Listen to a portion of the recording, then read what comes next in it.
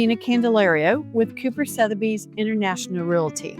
And today we're diving into one of the most iconic traditions in our city, Fiesta San Antonio. But what if I told you this massive, colorful celebration actually started with something very simple: flowers, carriages, and a tribute to the fallen heroes. Fiesta began in 1891, what is now known as the Battle of Flowers Parade.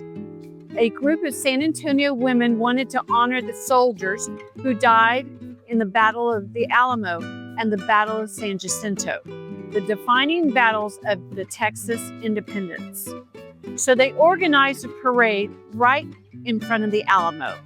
Picture this: horse-drawn carriages, children dressed with flowers, and people literally throwing flowers at each other, creating a battle, but in the most beautiful way. That single event sparked something bigger than anyone imagined. The parade was an instant success. Within just a few years, more events were added: balls, festivals, and community gatherings.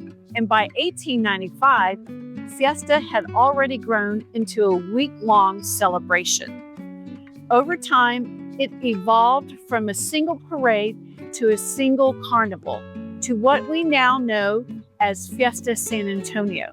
Today, it's an 11-day celebration with over 100 events and millions of attendees each year. And yes, it's still growing. One of the most recognizable parts of Fiesta is the royalty. In 1909, the Order of the Alamo was created to crown a queen. And soon after, kings, princesses, and entire royal courts became part of the celebration. These gowns, handcrafted, bejeweled, and incredibly detailed, some weighing over 100 pounds. But this tradition also reflects something deeper. Fiesta wasn't just a party, it was a reflection of San Antonio's social structure at the time. Now, here's a part of Fiesta history most people don't know. There was a group called the Knights of Omala, which is the Alamo spelled backwards. They were known as the Funny Fellows, and they brought humor, spectacle, and creativity to early Fiesta celebrations.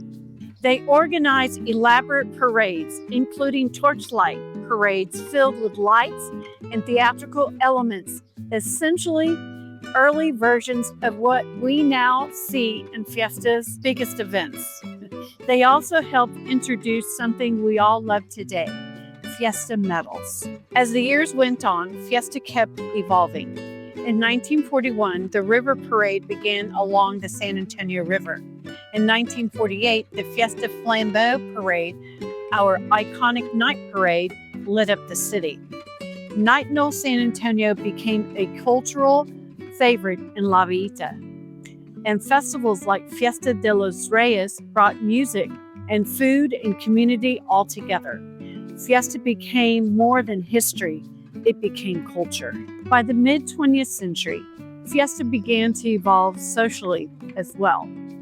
Organizations like LULAC introduced El Rey Feo, the People's King, creating a more inclusive representation of San Antonio's diverse community. This was the turning point. Fiesta began to reflect the true heart of San Antonio, a blend of cultures, traditions, and voices. Today, Fiesta is one of the largest festivals in the country. Millions of people attend. Hundreds of nonprofit organizations participate. And every event, from parades of food booths, raises money for our local causes. So yes, it's a party, but it's also philanthropy, history, and identity, all wrapped up in one. Fiesta isn't just something we attend, it's something we live.